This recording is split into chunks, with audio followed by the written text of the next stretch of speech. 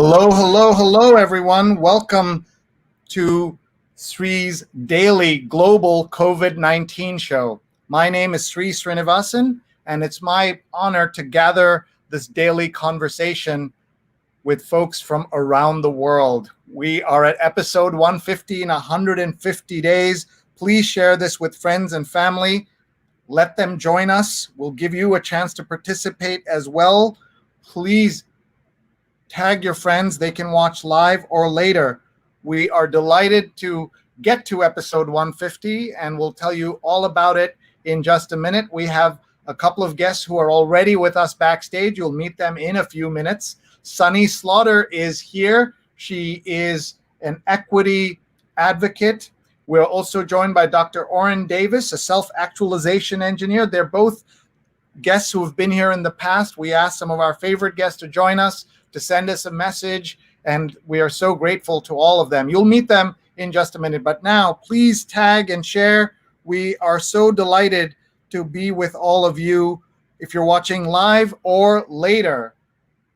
Hi, everybody. I'm Sree Sreenivasan. I'm the Marshall Loeb Visiting Professor of Digital Innovation at Stony Brook School of Journalism and the co-founder of Digimentors, a social, digital, and virtual events consulting company. Our motto, don't cancel your event without talking to us. Don't even start planning your virtual event without talking to us. We have run events for 50 people and 100,000 people, and we can do your event somewhere in between. Please get in touch. You see my email right there, sree@sree.net. 150 days, folks. I can't believe it myself. 5 months. We've been here for 5 months, every single day, not a single vacation day, not a single day off. And it's only possible because of the amazing work of our wonderful producers, Vandana Menon and Rose Horowitz. Rose Horowitz is at Rose Horowitz 31 and Vandana is at Vandana_Menon. They will both be with us in a few minutes to chat. So please stay tuned for that. And please thank them and follow them on Twitter. We're always looking for guest ideas. We have sponsorship ideas, theme ideas. Please email me, sree@sree.net. In the first 140 shows, so that means we need to update this card, we've had more than 1 million viewers, 100 million social impressions, 260 guests, 148 of them women. We want to up that ratio, 53 cities, 15 countries, and we've all even had the chief scientist of the World Health Organization.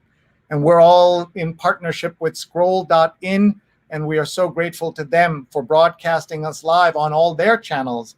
Our archives are on youtube.com/Sreenet, youtube.com/Sreenet. I have to pay some bills before we bring on our guests, but please find me right now on Facebook, on Twitter, on YouTube, and on LinkedIn. We are live. Tag your friends. 150 episodes. Please comment. Tell us where you're watching from. Tell us about your favorite guests, any moment you remember from this, any of my bloopers, anything you remember, we'd love to hear.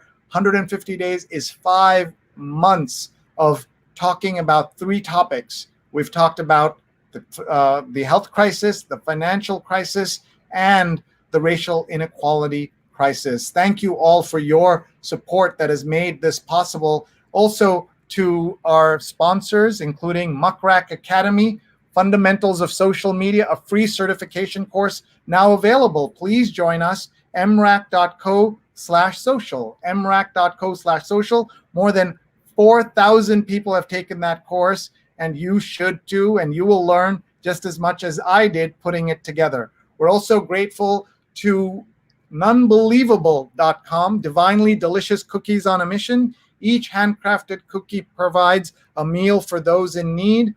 Please shop right now, nunbelievable.com. Use the 20% off code SREE, SREE. You get 20% off.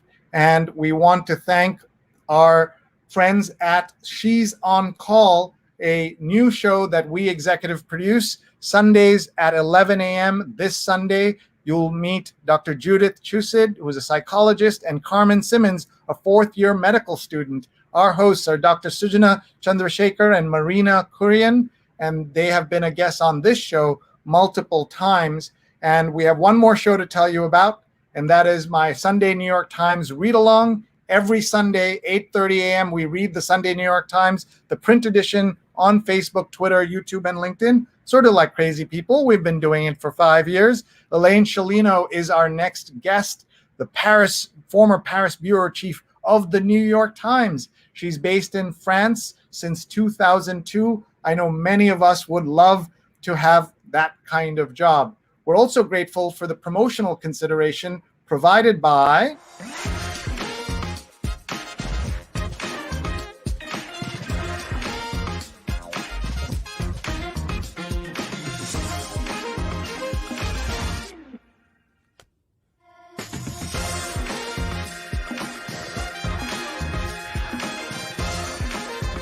Hotstar Premiere Nights. Watch the year's biggest blockbusters streaming straight to your screen, exclusively on Hotstar. Many thanks to our friends at hotstar.com/US. This is episode 150, and I have waiting backstage and ready to join us two amazing former guests. And we want you to tag your friends so that they can join us and talk about our 150 episodes. But more importantly, what have the last 5 months been like for you? And what are the next 5 months going to look like? We're going to find out. We're going to hear your thoughts. And let me bring on stage my friends, Dr. Oren Davis and Sunny Slaughter. Hello. Hi. How are you?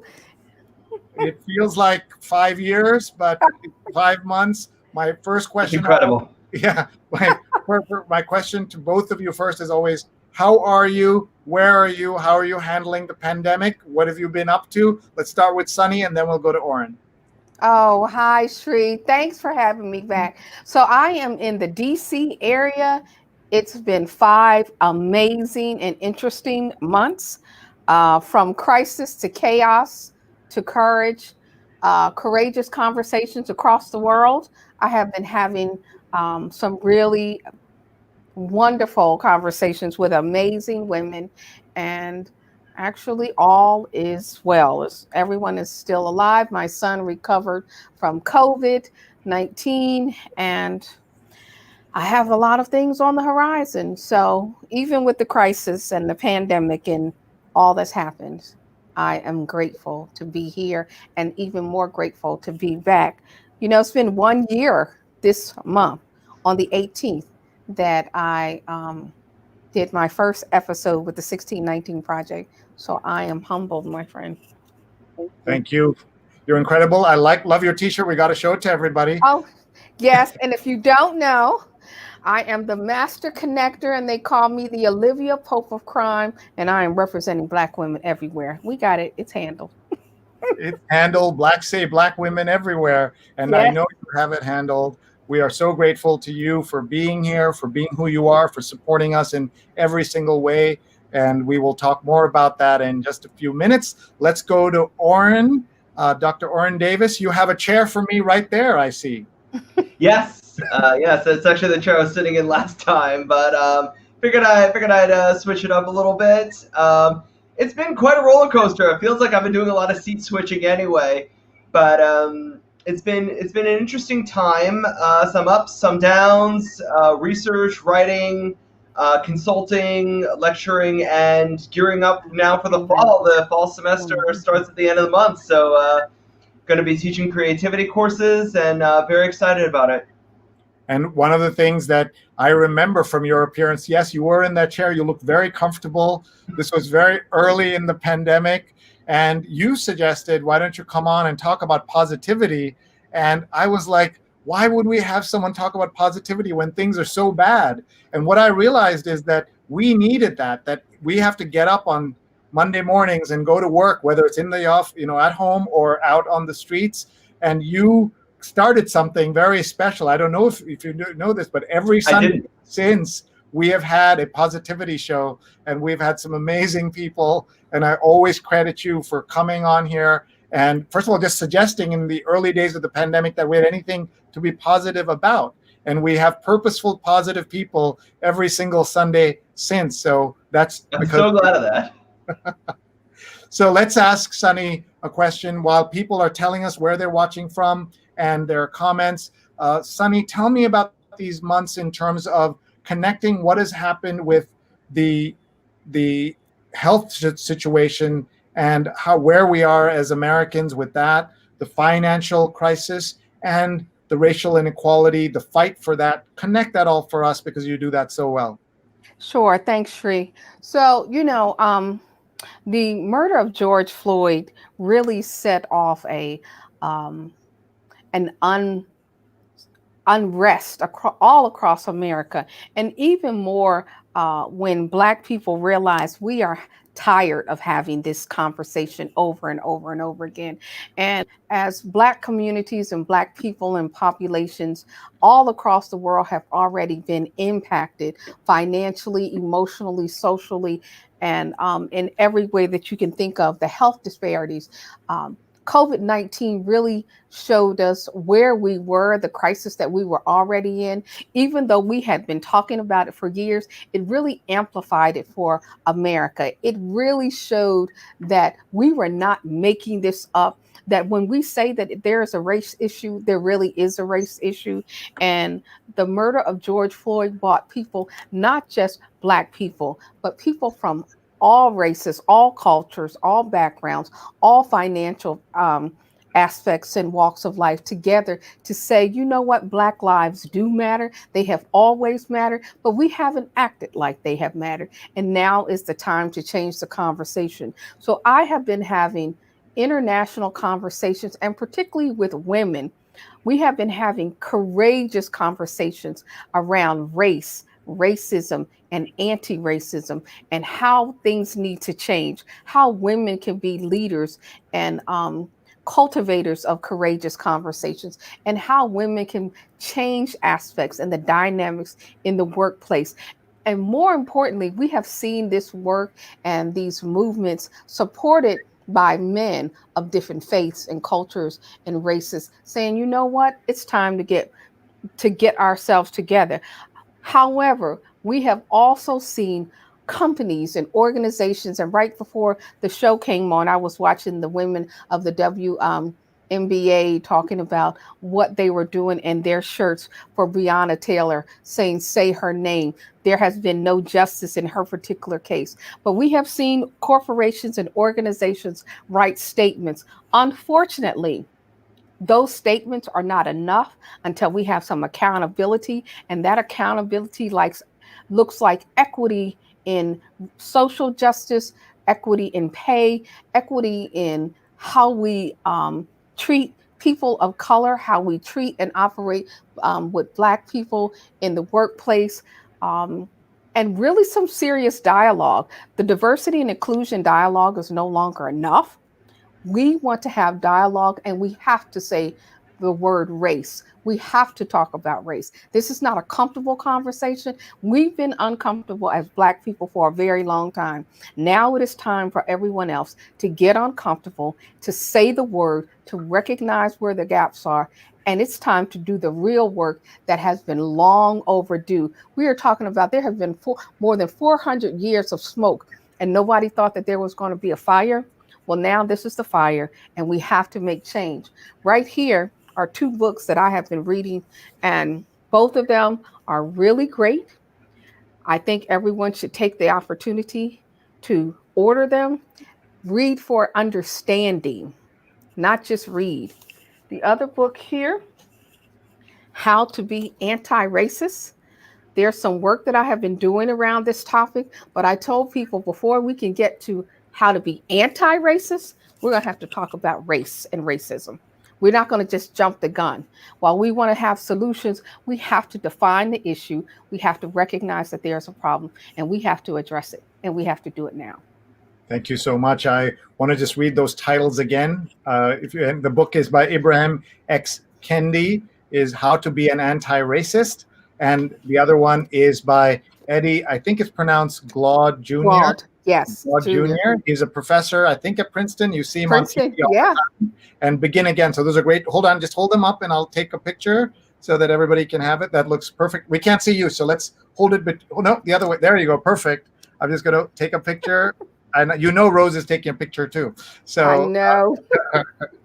That's great. Thank you very much. And we have so much to talk about with Stony, Yes. including that flag behind her that we will talk about in a few minutes. So let me ask Oren about all of this that's been going on. What is your take, and what do you tell your students, and what do you tell the people that you counsel? So the first thing I tell them is that as much as it is a difficult situation and there's a lot of really nasty stuff going on at the same time, I've also been seeing people stepping up at unprecedented levels. And I think that, as much as where there's smoke, there's fire. Where there's fire, there's also people with hoses and fire extinguishers. And I think now more than ever, I'm old enough to have remembered some of the past atrocities that the Black community has dealt with.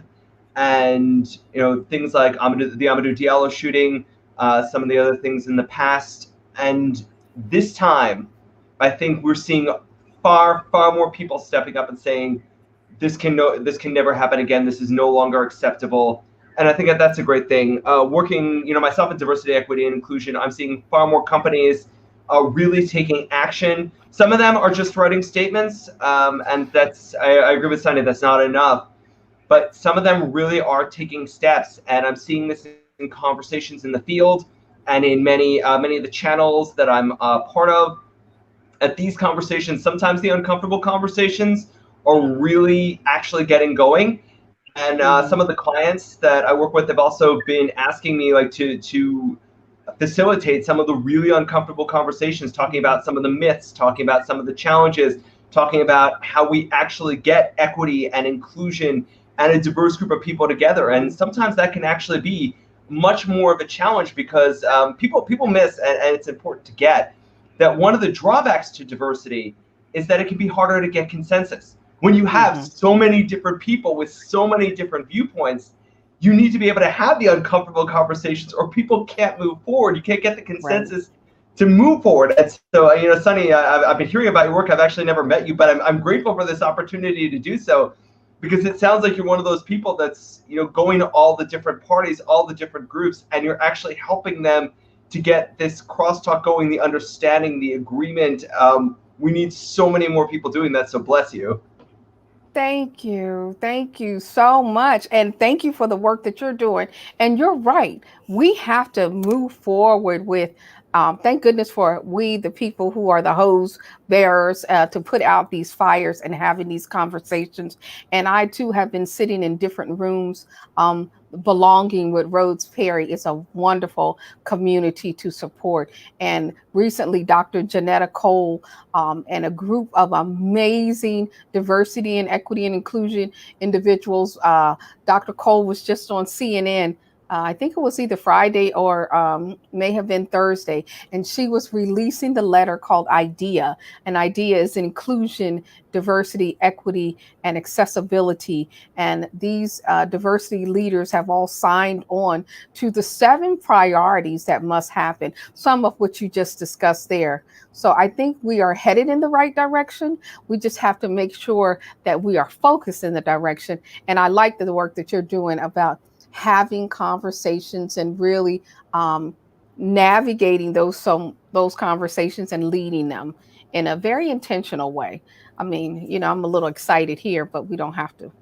I think we both are, because it's something that we're both very passionate about, and both of us, I think, have experienced some difficult challenges. I've had to do a lot with anti-Semitism in my life, and it's and those challenges have definitely made a change out of me, whether I wanted them to or not. And look at the diversity here. You folks are having. Sorry, go ahead. No, I was saying, look at the diversity right here, Sree, with the 3 of us.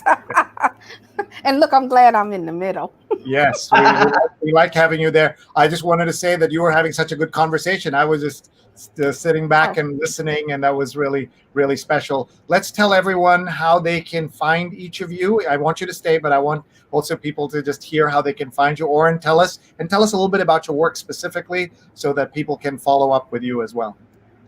Sure. I run the Quality of Life Laboratory. That's www.qllab.org. So qllab.org. And wear actually a bunch of different hats.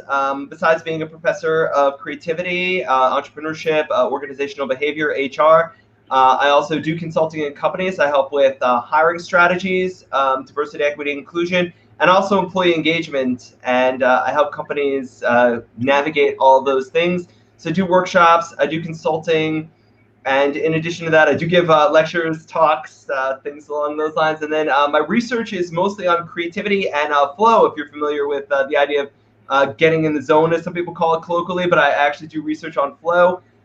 Some work on mentoring and hypnosis, but that's fading more. Been a hypnotist most of my life, and I enjoy it. But I don't have the time to do research do on it it to me. anymore. I know, right? Actually, the funny thing about hypnosis that a lot of people miss is that the point of hypnosis is really empowering people.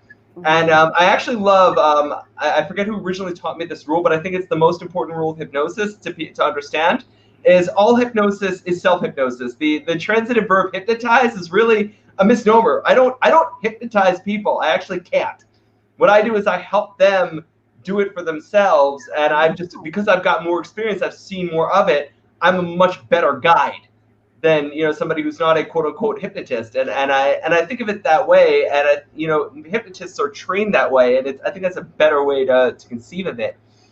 Wow. So the rest of the work I do is writing. I have a blog on Medium, also Dr. Oren Davis, and on Twitter at Dr. Oren Davis. You are so busy, and I love that all the work you're doing is to help people. The Quality of Life Lab, everyone should check that out, qllab.org. And connect with Oren at Dr. Oren Davis. Let's go to Sunny Slaughter. Hi. So I am all things Sunny Slaughter on Twitter, on Facebook. I have a personal Facebook page, a business page, and I'm on LinkedIn. And so everyone can find me there. Also, my website is sunnyslaughter.com. And I am an equity strategist, a DE&I person. I am also a federally certified law enforcement instructor, trained by the Department of Homeland Security. I have training in hate and bias crimes, domestic and sexual violence, human trafficking. I'm a nationally and internationally recognized expert on human trafficking crimes, drug task force supervisor. But all of my work is grounded in public health. So one of the things that I want to make sure that I get in before we leave is that a mask is not a political statement. A mask saves lives, and that we should all be wearing them and keep everyone safe, if not ourselves, those that we come in contact with. So my work is at the intersection of vulnerability, because I'm a vulnerability expert, talking about public health and those intersectional issues that impact vulnerable populations. And it is really important that we stay safe, not just for ourselves, but for others. My son had COVID-19. He has thankfully recovered, but until you can't breathe, you don't understand what it's like not to have breath. Yeah, thank you for sharing that, and I'm glad your son is okay now. One of the things that we've had, as some of you know, I have a spin-off radio show, a call-in show on WBAI 99.5 FM here and globally on WBAI.org. We call it COVID-19, a helpful, hopeful call-in show. We've been doing it for 5 months as well. But on that show, the extreme left and extreme right call in and say it's a hoax, say vaccines are bad, say Bill Gates is out there trying to put chips in everybody. That happened today. No, so wow.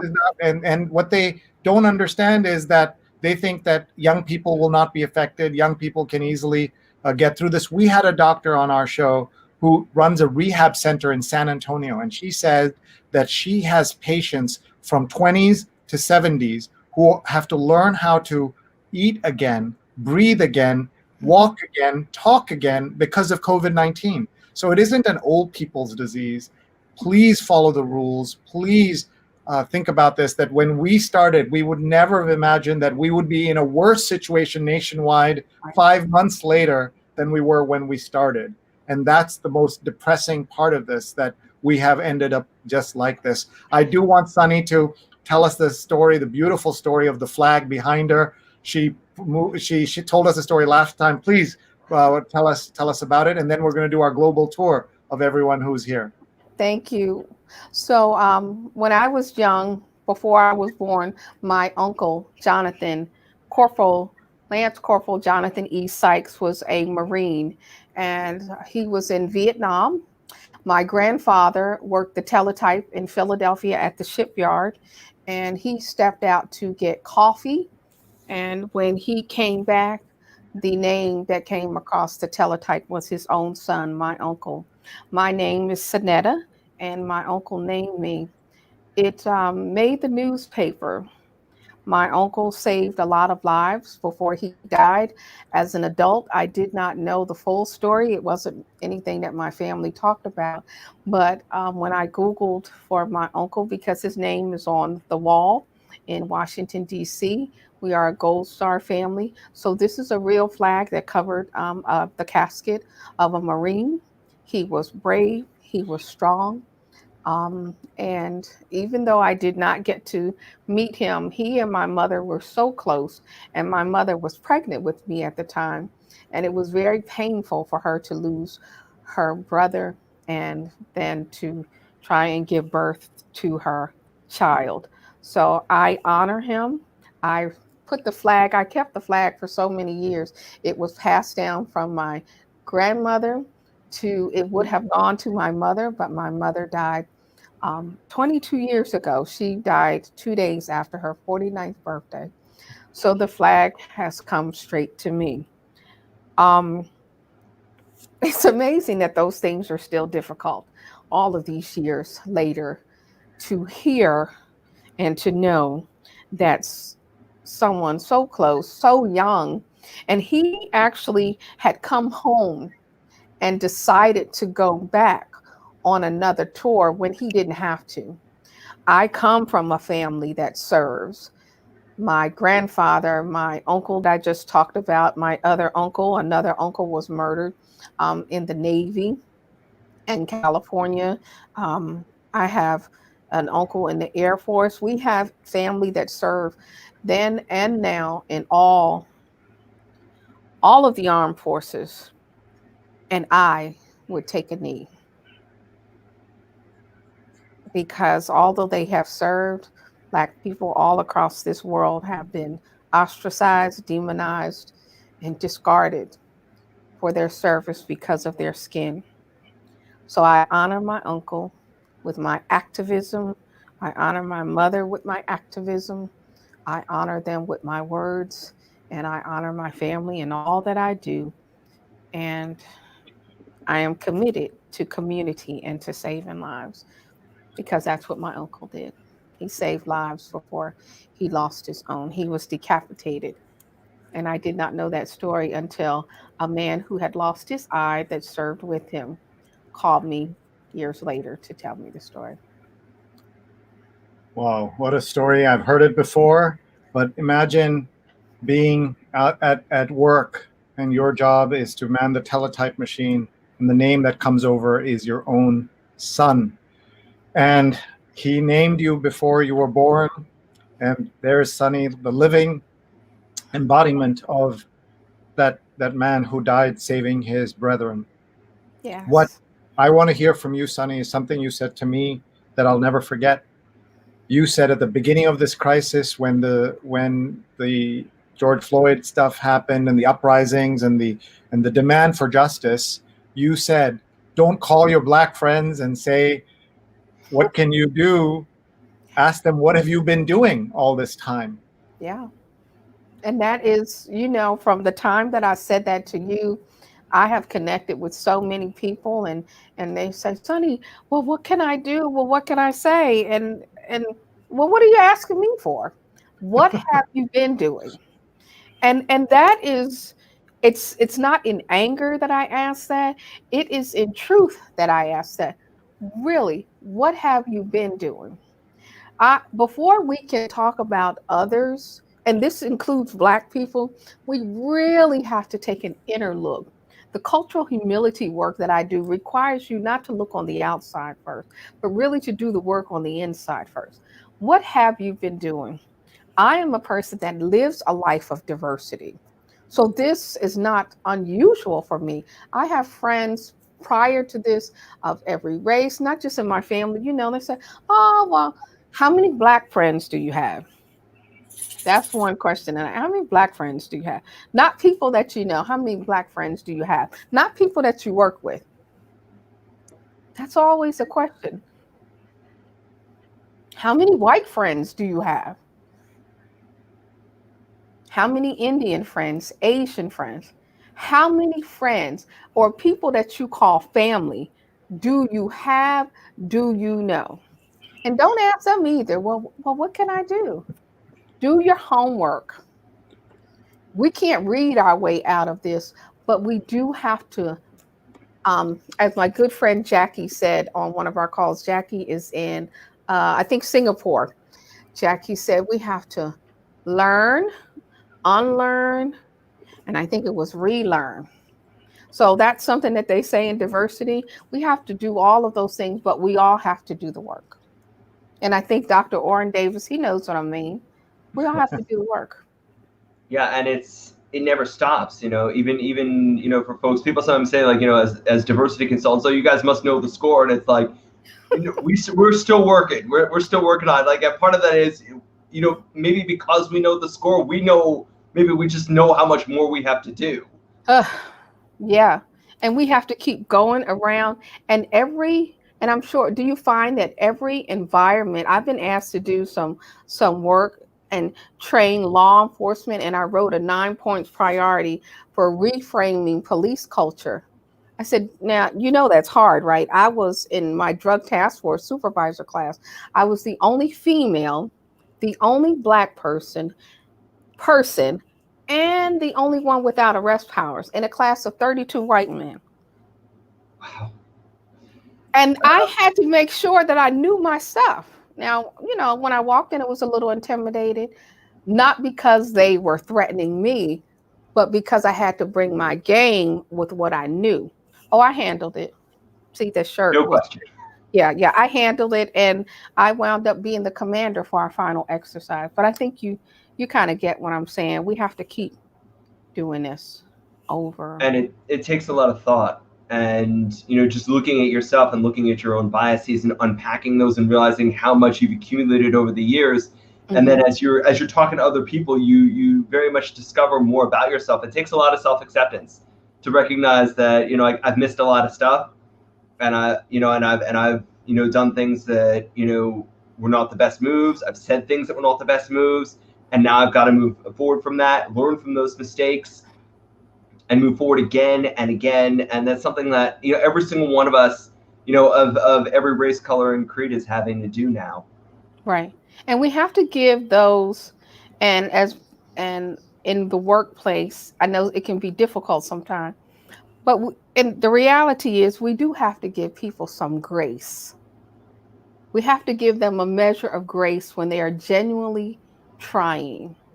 We have to call them for the accountability, but those who are genuinely trying, we have to give them some grace, because they'll make mistakes. We'll make mistakes along the way.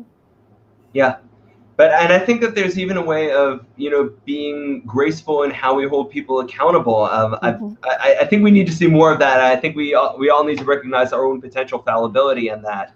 And the fact that, no matter who you are, you've said things, you've done things, you've been thoughtless, and, sometimes things come to mind. You don't quite realize the implications of them. I mean, we misspeak, human beings. We misspeak all the time. And so having that compassion both for ourselves and for other people, and to be able to do that, and also to assume the best, because and I think that even people, when they're being malicious, if we treat them as though they mean well, I think that and certainly my own experiences in life, maybe not necessarily with DEI, but in other cases where I may have misspoken or done something that I was not the most thought out thing.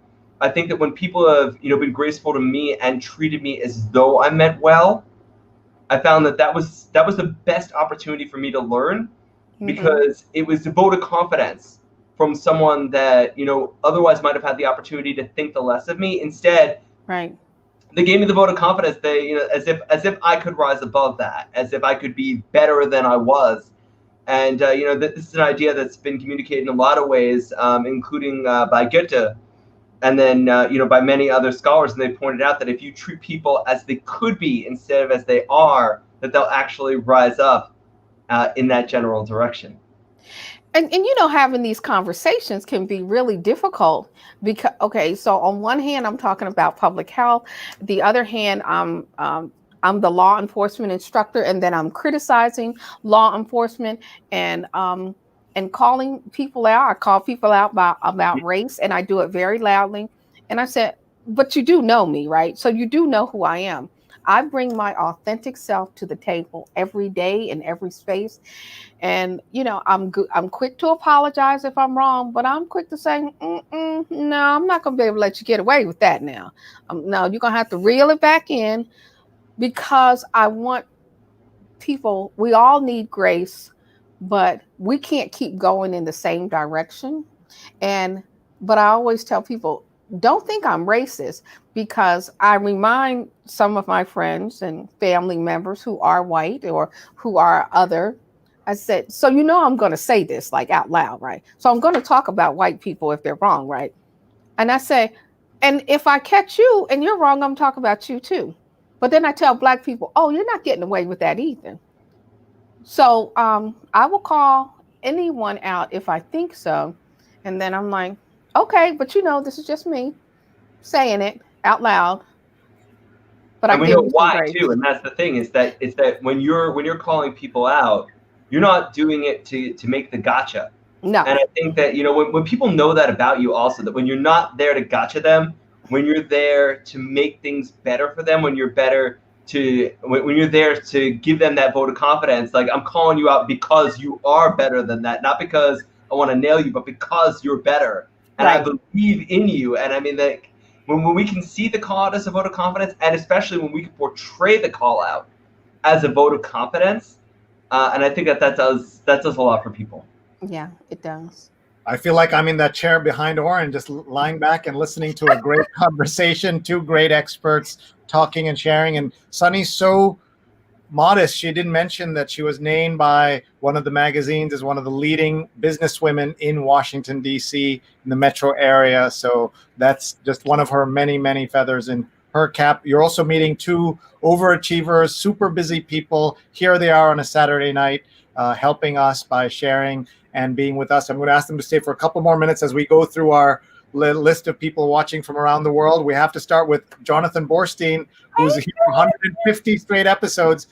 My family hasn't been able to do that, though they've tried, but Jonathan has done this. I've not been able to do it, though I've been here. I've tuned out more than he has tuned out. And so I'm so grateful to you, Jonathan. You were a guest on our 100th show, and you've been our friend for so long. And let me say hi to my mom, who's watching from Kerala in India. Hi, Amma. Love you very much. The word Monu that you see there means son, and Amma is, of course, mom, our mother in Malayalam, and very, very proud of her and all she has done. Sheena says, if time permits, could the panel speak on anti-racism? We had a little bit of that, but let's have Oren talk about anti-Semitism, and then we'll have Sunny talk about anti-racism, and then we'll let them go so our next guest can come in as well. Yeah. So go ahead, Oren. So I think that a lot of this, the Jewish community has always been dealing with anti-Semitism, I think, pretty much for as long as we've existed. And I mean, that's always been a challenge, but I think more than anything else is just recognizing that we, like everybody else in the world, we're human beings, and to recognize that the things that make us different are, you know, they're choices we make, but we respect people. We would hope that people would respect us, and to see our humanity, not to see us as other, but that just because, you know, people practice religions, some people don't practice religion, some people believe in God, some people don't. Some people have traditions of a religious sort, or of a cultural sort, of a national sort. We have our traditions, and they really don't impact other people. There are traditions. We live our lives according to that. Everybody's got their own traditions and rituals. We would hope that people could recognize that. And I think that, you know, when we talk about anti-Semitism, I'm not sure that that's so different from any form of anti-racism. Just to say that we respect the humanity of all people, and that we respect the fact that each person seeks their own good and should not be doing it at the expense of anyone else, and that we would want the best for other people as we would want them to want the best for us, and really to do our best for other people as we would hope they would do for us. And over to Sunny. So I wanted to take the time to read something from Dr. Kendi in his book. It says, the only way to undo racism is to consistently identify and describe it and then dismantle it. So anti-racism is really about understanding how race and racism really impacts people on so many levels. So it's like when you see something, say something.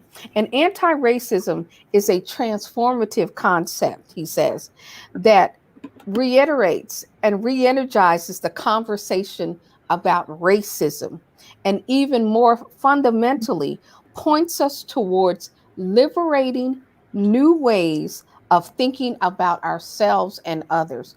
So this, just as Dr. Orwin Davis just said, really, when you think about the things and the words and how you look at someone, the very first thing that someone sees about me, even before they notice that I'm a woman, is they see my skin.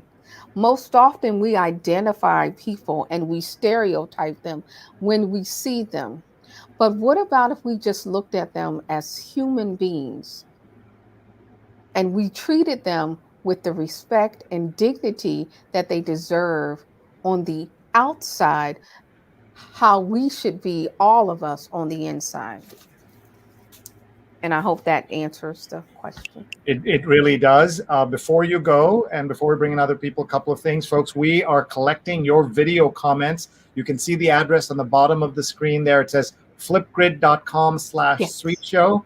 Please send in your videos, and we'll play them at 10:30. Several people have already done that. And I want to show everybody one of the most touching things that happened in years, and certainly this year, was on Father's Day when our friend Sunny Slaughter did this. She took out an ad in something fun we were doing and said, "My five brothers, Ahmad, Ward, Sree, Martin Weinberg, Neil Parekh, and Ron Thomas, thank you for being of men, courage, character, men of courage, character, and dignity." And I was so moved by that, and I was so surprised by that. It was on the air when I saw it. I've never forgotten it, Sunny, and I will never forget it. It was one of the most beautiful things ever happened in my life, and I'm so grateful to you. Oh gosh, I love those five guys on that photo there. I adore that. But Sree, really quick, I just want to say to you, congratulations. Congratulations. Congratulations. It is my humble honor to be connected to you, to be with you and the entire team, and how you have stood up, not just the 1619 project and the early mornings that we do with the New York Times read along, but this show and the She's on Call women. I share all of those with my lady docs. And Liffy, you have had the most profound guests in the world.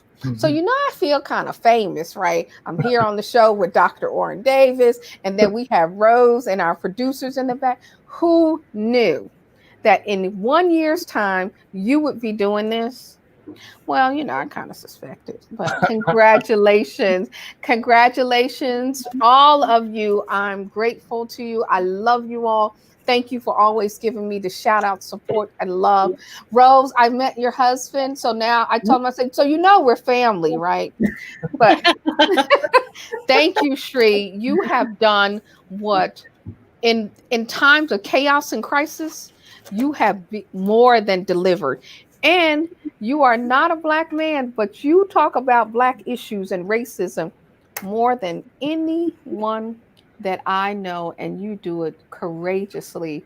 And for that, all of America, all of the world should be proud, because that's a hard topic to step into and to really daily push all of the issues around race, crisis, courage, COVID.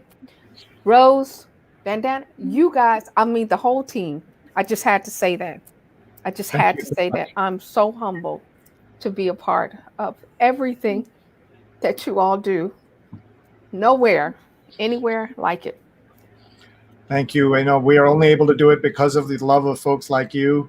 And Vandana and Rose, I wanted you to hear it. You were going to come on afterwards, but I wanted you to hear as she was speaking. Thank you, Sonny. That's so touching. I just can't believe you said that. It's great.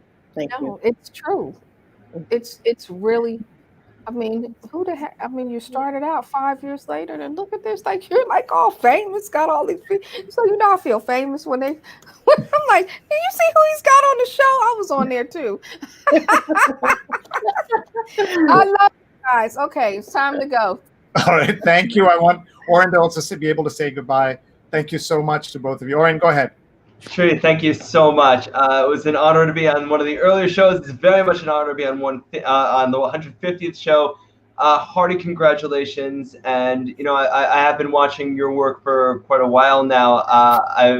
I'm very much a fan. I love the stuff that you've been doing. And, you know, I agree with Sonny that you have had amazing courage, and you've been willing to put out there a lot of issues and raise a lot of issues in your emails, on your shows, raising awareness on so many things. I'm honored to have been part of it, and I hope I'll get to join you again and to meet such incredible people. And especially after having been a fan of yours so long, it's great to be here. So congratulations on 150. Thank you so much. Thank you. Congratulations, it's a party. Bye-bye. I have to meet you, Sonny, sometime, somewhere. Wow, that was amazing. And I wanted to bring on our two awesome producers, Rose Horowitz at Rose Horowitz 31, Vandana Menon, Vandana_Menon. I wanted you to hear what you have helped unleash onto the world. When you answered the call 150 days ago, you had no idea that we'd still be here 150 days later, and how much work it would be, so much work to put this together. Some people think this is our main job. People congratulate me on my amazing work because they think this is my job, and people don't realize this is not our job.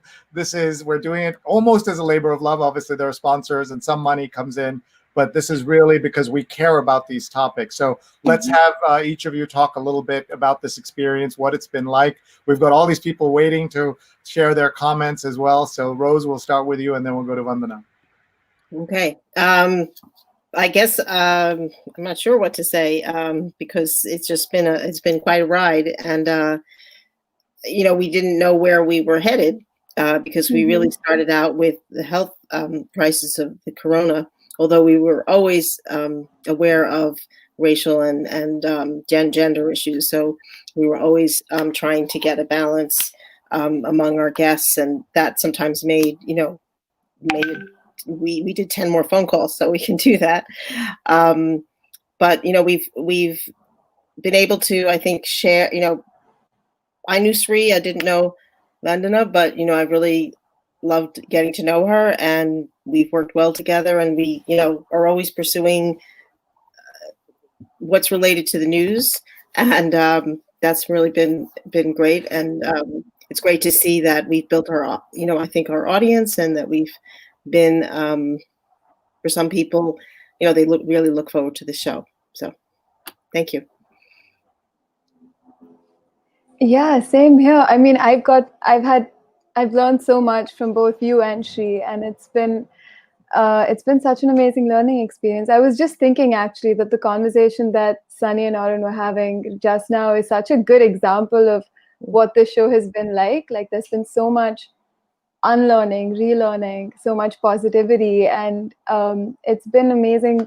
It's been amazing to be able to be part of a platform that puts these thoughts out there into the world.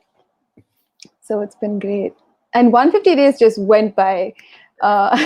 We were scrolling through all of the guests the other day, and it just went by. It really flew by, and I wanted to give you both the spotlight there for a minute so that people can see that it's one thing to be in front of the camera. It's all the work behind the scenes. And these two ladies are just incredible. And we did all this during the pandemic. We didn't sit down. Not a single meeting in person was ever even possible for this. Rose and I have never met. And you work more than a lot of people in the same office, right? That's also special. And we can say that this is a show because of who I am and because of my work and my network and because Vandana and I are both Indians, I think Rose's Indian awareness has gone through the roof in these 100 days. I'm still trying to figure out that protest in Times We Square. were talking about Ayodhya this morning. But I have a ways to go on the ladder. Yeah, but you've learned so much and you've taught us so much. Everyone needs to follow Women to Follow, hashtag Women to Follow, which is this thing that Rose started, a way to encourage inclusion of women, including by women themselves. Women were not following enough women. We have seen examples, even on the air. You remember this, that I would ask someone, who do you like to read or who do you recommend? And then they would recommend men's Twitter accounts. Yeah. And so you gave us 1,600 and more Twitter accounts to follow, and you can find the full list on our friend Stacey Kratz's at Hey Kiddo account, at Hey Kiddo. But just look at the hashtag Women to Follow, and you will find all of Rose's great work. I know Vandana is on curfew because she has to go be with her family in a few minutes. So I wanted Vandana to talk about something fun's the wrong word, but unusual that happened. The first kind of field report on the COVID-19 show, she was in Times Square, and she found herself in the middle of a global story, including the center of, speaking of women on Twitter, what it's like to be a woman on Twitter when you are the focus of attention in a news story, right? You're obviously been a journalist, but this kind of attention that you got, I don't think you've ever gotten before. And most of it, some of it was positive, but a lot of it was negative. Yeah, just a bit of background. I'm staying with my cousin's family in Brooklyn. I have a really adorable 4-year-old nephew who I can hear outside. But I was at Times Square to cover I was at Times Square to cover these billboards. Just a long story short, there was a Ram temple. There was a temple that was inaugurated in contested land in India, and a group of people decided to buy out huge, massive billboards in Times Square. But the issue with that is that the land on which the temple is being built was where a mosque stood, and that mosque was demolished by Hindu fundamentalists, and millions of people have died in violence since, in communal violence since. So as we can see on the screen, this was the billboard that was bought out, massive, above Hershey's. So I knew this was happening, and I knew that the ads were supposed to be running from 8 a.m. until 10 p.m. And so I just showed up and camped out at Times Square and met a bunch of people. A friend came down around lunchtime. We had a nice picnic. But then in the evening, these protests just kind of, and I was live tweeting the entire time. Which got quite a bit of traction on Twitter. And by evening, there were protests, and the protests were clashing. And I've just come out of almost total self-isolation. I spent a couple of months completely alone, and then suddenly I'm in the middle of New York City. We're in the middle of a pandemic, but there are hundreds of people. And it was just a very intense experience. And I got to call in on the show and report live. And as for attention on Twitter, I've been trolled before, but this has been, there's a particular brand of Indian trolling that happens by right-wing Hindu fundamentalists. You call them bhakts. And they kind of just descend on you if you have any opinion that's contrary to their opinion. And so one of the favorite things that they like to talk about is there's a anti-burn cream called Burn All in India. And so whenever someone says something, they always attack you and say, apply Burn All, you've been burnt. So I've been receiving a lot of that kind of stuff, a lot of misogynistic, sexist comments. It's been a bit overwhelming, but actually it's quite ridiculous. And you were so brave to be there in the middle of the pandemic and be caught up in the middle of that. Though, of course, you were not in physical danger, just being No. there during the pandemic was difficult, and you handled it so well. And our first live report, and This so is my first live report as well. I don't think I've ever called in. I don't think I've ever gone live, or like I've only done videos like on post production and stuff. I don't think I've ever gone live from anywhere. So that was quite exciting. and So thank you for giving me that platform. And you did a fabulous job. And so I know you need to go, so we'll let you go. Any message for as you're looking ahead the next 2-3 months? What are you hoping to work on, and what are you hoping that we do here as well? Oh, that's a good question. For a couple of months, I wasn't sure what kind of future to envision, if we would ever have a post-pandemic future. But I think there's been a lot of global interconnectedness. I'm looking forward to like writing more, reporting a lot more on global flows, like the diaspora here in the US, people doing interesting work. And I know that a lot of our guests have complimented us on talking about issues that matter, but I don't think we're doing enough. I think we should be doing a lot more, and that's hopefully we can get people to talk about things that hopefully we can help bring attention to issues that need attention.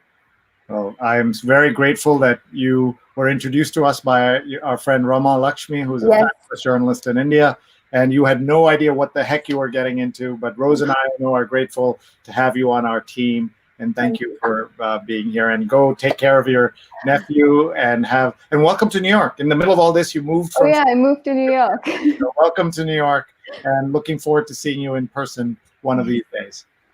Bye, Vandana. Bye.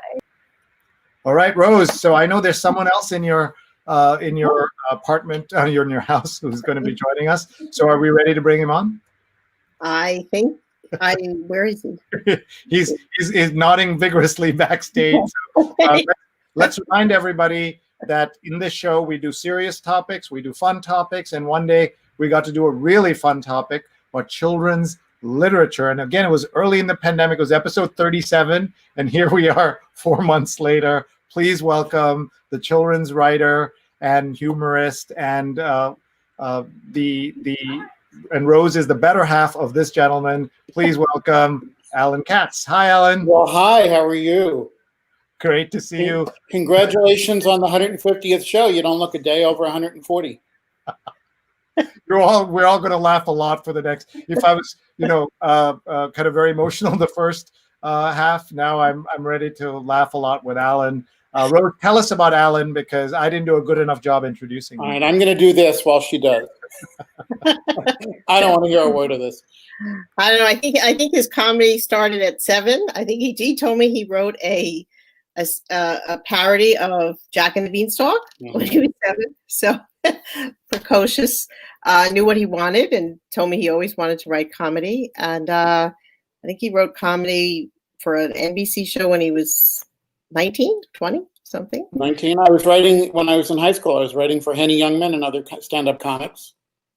How much did you get per joke? I got $7 a joke, and I would send him 20 jokes, and he would circle 3 of them and send me a check for $21. And my parents would say, "How do you know he's not using the other 17?" And I'd say, "Look, he's buying from a 17-year-old. Leave him alone." And how did you find him?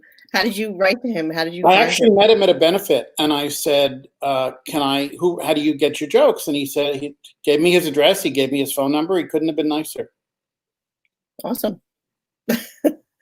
And tell us how your career developed. Well, been writing comedy my whole life for corporate, for advertising, for television shows, including the Rosie O'Donnell Show, Saturday morning cartoons, game shows. I am proud to say I wrote the parody of Turn the Beat Around for I Can't Believe It's Not Butter. We made it Turn the Tub Around because they wanted people to turn the tub around and see the ingredients. So I wrote a song parody that I think the kids are more proud of than almost anything else. In fact, one of our kids keeps texting me. That's not good. So there we go. I'm sorry, it's one of your rotten kids. So no, there are rotten kids. But written for game shows and cartoons, and just wrote my 53rd children's book, as you well know. That's awesome. And tell us about what's your 53rd. The 53rd, that's incredible. I know. Well, some of them won't be out for a while, but coming out soon, and you've probably seen it around the house. I'm proud to say I just got a copy. It's called The Lyography of Amelia Earhart, the absolutely untrue, totally made up, 100% fake life story of the world's greatest aviator. And I wrote a lyography of Babe Ruth and a lyography of Thomas Edison also. It's an illustrated book for kids, a chapter book for early readers, and not a shred of truth about Amelia Earhart. It's based on the fact that she was an aviator, but nothing in here is true. It's designed to get kids to read, to laugh their heads off, and then go seek the real information about Amelia Earhart. The final 5 pages or so do have real facts, just so we don't leave kids totally in the dark. But they'll be coming out October 15th, and hopefully we'll do some more after that. Very cool. And tell us, what was it like writing for the Rosie O'Donnell show? What did you do? It was great. You were there every step of the way, Rose. But we did 195 shows a year. I was there for 5 years, and would take the train from Connecticut to New York City at 5:30 in the morning, show up at 7 o'clock having read 7 newspapers back in the day when there were newspapers. And I would write song parodies. I think I wrote 500 or 600 song parodies over the years for Rosie about everything in the news or things that were going on in her life or in celebrity life. And she sang them on the show at 10 that morning. And then the next day it was time to do it again. So just as you have newspaper experience where every day there was a newspaper, every day there was a live 1-hour show with great celebrities and all that. And it was a great experience. She was wonderful to me. I can clearly see your being on the air is getting you lots of attention. People are texting you right now. I told someone I was going to be on and she's calling. I'm not taking calls during this appearance. It's not. It was a telethon, and you were taking calls. Well, you know, when I was on show 37, I didn't really get the recognition out in the streets because I don't go out in the streets. Those who walk by, you like to go to the dollar store all the time. Those who walk by the couch were able to say, "Hey, you're the guy from show 37." But no, I have to tell you, and Rose knows this. I've spent so much time on the couch during the quarantine that our son Nathan made a sign that said couch operating hours with a picture of the couch, and like 8 a.m. to 10 a.m. and 8 p.m. to 8 p.m. to 10 p.m. were the only time the couch was open, trying to get me off the couch. So that's my life right now. So I want a question from both of you. Look, I like how I was able to between us. Yeah. I want to just ask both of you, or maybe Rose, do you think it's harder to do 150 of these episodes or write 53 books? I don't know. He writes his books like in overnight. Like he'll say, I came up with we'd be standing on a line at the at a pool, and he'd say, "Oh, I have a great idea for a book," and I'd say, "Now?" He'd say, "Yeah." But you never know where a good idea is going to strike. I think the one book, which is actually dedicated to Rose, is a book that I did called Oops. It's 100 poems illustrated by Ed Koren, who you'll recognize his work from The New Yorker. And it's 100 poems. And Rose is a very gifted poet, a very gifted, serious poet. And I'm a guy who rhymes and uses funny words in a funny way sometimes. And that was the time where she was kind of like, "Really? You're doing a poetry book?" But it went well. And you know, my poems are known and cherished by kids who haven't met me yet. Well, it must be so much fun at your house. It must be. Yeah, there was one poem. I don't know if I told this story on show 37, but nobody's going to go back to check. But I wrote a poem and I showed it to Rose, and she actually said, "Are they seriously paying you for that?" I was at a CVS parking lot, and you called me and said, "I just want to read you the newest poem I did," and I said, and I did say that, but and now he says it at every book visit. Every school he tells them about how Would you like to hear this deep piece of literature?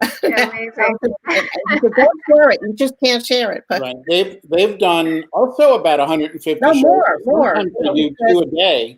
180. And they've raised over $400,000 for the Actors Fund and for some other charities. They do quite amazing work. But we're grateful to you for doing a daily show, because every time Rose tells us what show number it is, when she says like it's 120 or 150 or 180, we know our car payment is due. Every 30 days. We can track. When we hit a milestone, we have a car payment due. There you go. So we thank you. I know, Rose. I love your background. Maybe you should do a podcast with that background, the white doors. It's the worst place in the house. It's the only place that I could get a signal and not interrupt somebody else's show. I know that very early in all this, Rupa and Rose put together a show about women to follow. Rupa, tell folks about the importance of that kind of work where you were all talking about networking and women stepping up. One of the things I loved about our previous two guests, Sunny and Oren, the confidence, the ability not to pretend to be humble. They just talked about their work, that confidence that comes from having achieved something. I think a lot of people are taught to kind of hold it back a little bit, and what we call imposter syndrome, especially women are affected by that. Rupa, talk about that work. I know you do so much work around those issues. She also tell people I don't have a book, but I have Rupa's book. It's in 2 languages, English and Mandarin. This is called Career Catapult, how to shake up the status quo and boost your professional trajectory. She's also my career coach, but I'm her worst client. So she has much better clients when she had her own consulting business that I took. No, I love what you've done to prototype your career during quarantine. So no, you're doing great. But no, when you talk about networking, and that's what our session was about when we did it together, Rose. But I was reflecting on that today because I was on LinkedIn, and there's always about 10 invitations to connect from men, and there'll be 1 from a woman. I don't know whether women just, I don't know why it is we don't seem to be as proactive with connecting, because if you look at if somebody was searching for somebody to connect with as a female executive looking to do innovative work, I'd be the least threatening person to get connected with, right? So I do think that we do need to do more as women executives to reach out and be more proactive with our networking. And, we're doing better. I think there've been a slew of great books out there this past couple of years, and the whole effort around Me Too, I think, sort of got people to think more proactively about sort of standing up for, against some of what corporate America or corporate any part of the world actually has done to women. So lots happening. This has been a time of reflection and action. So, more to come. Thank you for running that session, Rose. No, it was a great pleasure. I had the chance to see you speak about leadership in Stanford. Yeah. To see you. Seems like years ago, but it wasn't. Very fierce. And she saw me in the front row. Of course, I always take notes because it's just like what I do. And she turned to me and said, "Don't quote me." Rose does that at dinner too. She frequently takes notes. Yeah. In our house, that happens. Rupa will say something and say, "Sree, don't tweet that." And I say, "Too late. It's already happened." So she's just very careful. But just today, Rupa, Maureen Dowd wrote this piece about how the headline in the Times, I don't know that she wrote the headline, and I haven't read it yet, but the headline was something like, it's going to be like a Miss America contest. As though, this will be the first time, a Democrat is picking a woman vice president. And then they went back tomorrow. Oh, God. But my God, and this is Maureen Dowd, who, should be, I don't know who wrote the headline. That's the thing. But I wrote a tweet about it and said, I'm going to name 3 women in the top echelons of media, media. and newspapers. Can you name 3? And I think I did get a response from Gina Glantz of Gender Avenger. But, it's just incredible that this just keeps happening all the time. No, I know, and it does get a little difficult. I was in a call the other day where it was one of the units that I was talking to, the group head, and 2 of her deputies were women, and the org chart comes up, and she said, I'm embarrassed about the fact that this page is all women. And I said, why? I never hear a man apologizing for having an all male org chart out there. And she said, no, I'm not embarrassed. She explained that it was just sort of most meetings that she's in, she does land up having to explain why she's got an all-female team. And I said, no, time for us to stop doing that. It should just be the norm.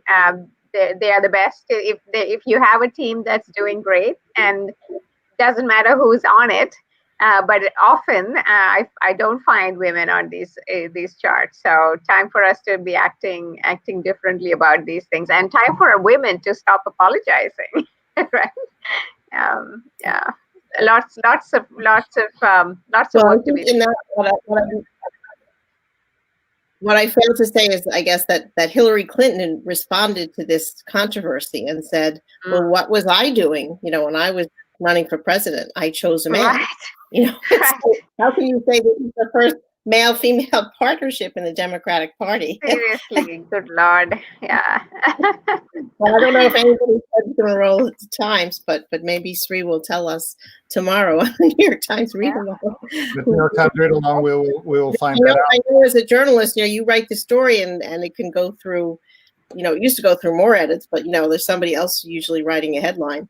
So it's there in the text of it's not just in the head, that Miss America stuff. I don't know. Obviously, she didn't write that, but it was certainly in the copy where she said the first male-female ticket. I want to say to Oren, we're so lucky that we married such wonderful women. I mean, not to Oren, sorry, to Alan. I'm sure Oren's also doing great, but to Alan, we're so lucky to have these partners in our lives, and they're both women who have done great on their own and helped other men and women to continue to do well, and that's been very important. To be sure.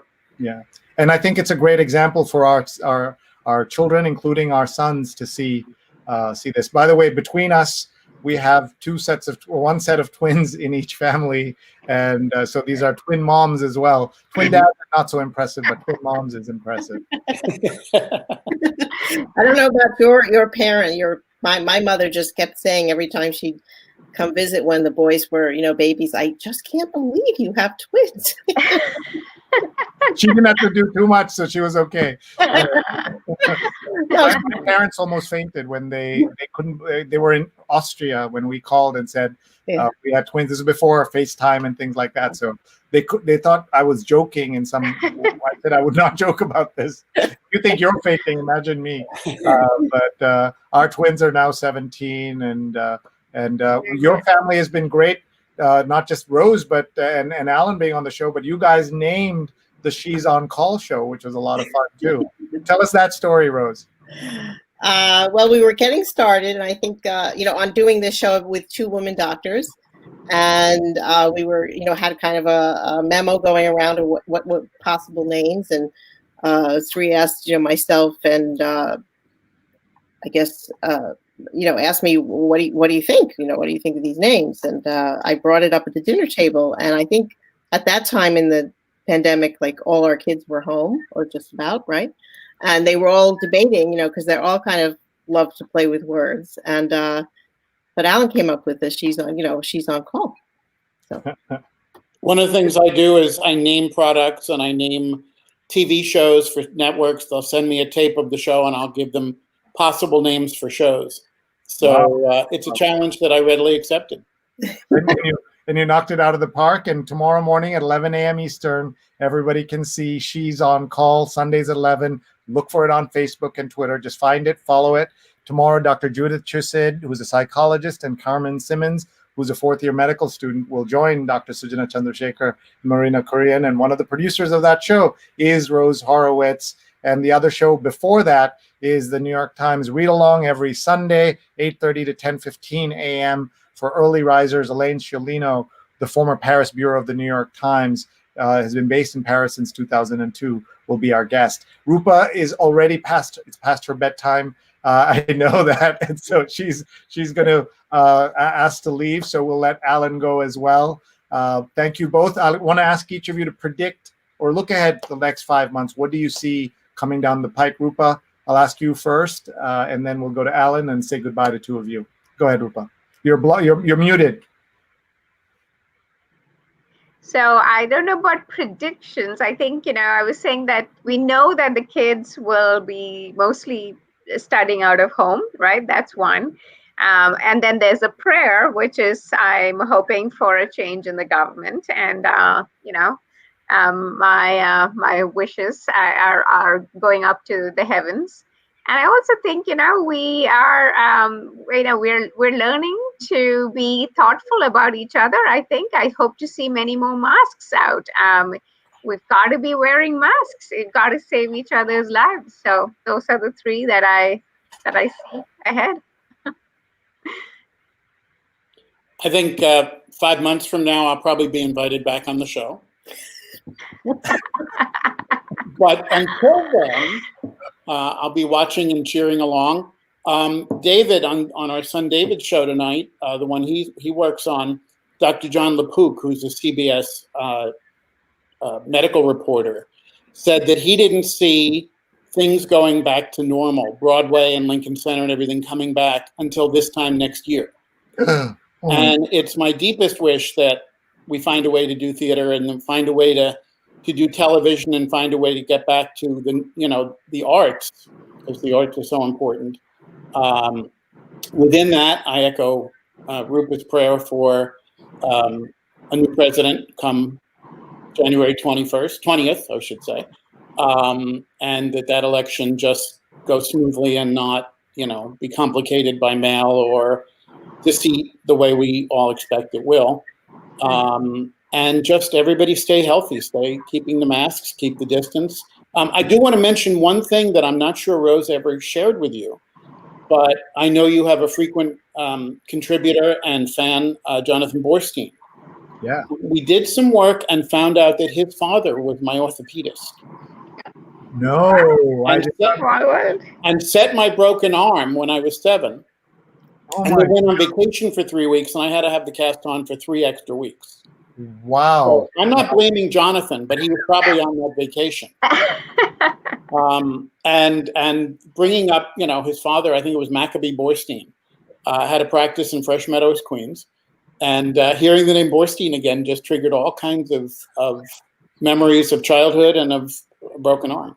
So wow. We also found that Rose's father had worked at a time with our friend Peter Herford, and that Rose herself had done some work with Merv Block, who's one of Rupa's and my dearest friends and gurus. And so that's how small the world is. And we talked about Peter Herford and Rose's dad, who was a TV writer, television. He used to cover television. Alan writes for television. Her dad used to cover television. And this was the photo. This was one of the many moments that I'll never forget from this show, where we talked about this particular article, or this photo that you see here. That's Peter Herford in the back as Walter Cronkite gets the news that Kennedy's been shot. At that moment, he's going to turn that around and he's going to read that and say the president's been shot. And because he's saying that, Peter, who's at the wire, the wire is coming over the telex, so he's looking back to hear that while this is going on. This is just an incredible moment. And Peter was my teacher. And those are one of the things that we've been able to do on this show, is tie these moments together. And it's been an amazing ride. We couldn't have done it, Rose and I, without these two amazing folks. So we'll let them go. Keep doing it. Thank you for having me tonight. Thank you. Thank you. Alan, where can people find your books? Alan, where can people find your books? Any local bookstore. Let's support the independent bookstores, especially during this time. If their doors aren't open, you can call them and they'll bring it to your car in many cases. And, failing that, Amazon, but always support local bookstores and independent businesses, which would be a great way to do Alan it. Katz Books, right? Is your AlanKatzBooks.com is my website. Yes. excellent. And Rupa, where do people find you online? You can find me at thecareercatapult.com or on, you can find me on Twitter. It's my best place is at Rupa Online. And of course on LinkedIn, connect up, especially if you're in the business world. Thank you. And especially you're saying to women, business executives, connect, reach out, be more confident and participate. It's really important, men too, but that's one of the missions that you have, I know. So thank you very much to both Thank you again. and we'll see you soon. Bye-bye. I'll see you really soon, Rupa. Bye-bye. Rose, wow. That was a lot of fun, and we are lucky that we have them in our lives. Yeah. It's really cool. Let's look at, I thought we'd spend the rest of the time reading comments, and if you can stay, great. We'd love to have you because you're so great to share these moments with. You never told me about Dr. Borstein and Jonathan. I'm not sure Jonathan wanted me to. So. There you go. So. All right. Well, I've never met him, but his name, of course, comes up in your show all the time, and my husband goes, "Borstein, how do you spell that?" And a few months into the show, I said, "Was your father a doctor?" And he said, "Well, yes, but it's confidential." So, anyway, sorry, Jonathan. Sorry about that. Joe Appia is watching from Brooklyn. Joe, you come back. He was in Atlanta all this time. So Joe, we got to connect. That's awesome. And look, Steve Taylor's here. Kudos on 150 episodes. Our colleague at Digimentors, working on so many projects together, including the New York Times read along. Ron Thomas is watching at 5 a.m. in Dubai. It's now 6:30. I hope he's still watching. Ron is awesome. And he was one of those people who got a shout out from Sunny Slaughter, which is. But also we discovered that what's her I'm sorry, I'm just blanking out, but her Twitter name is Zarina, but we had her on the show and she was a good friend.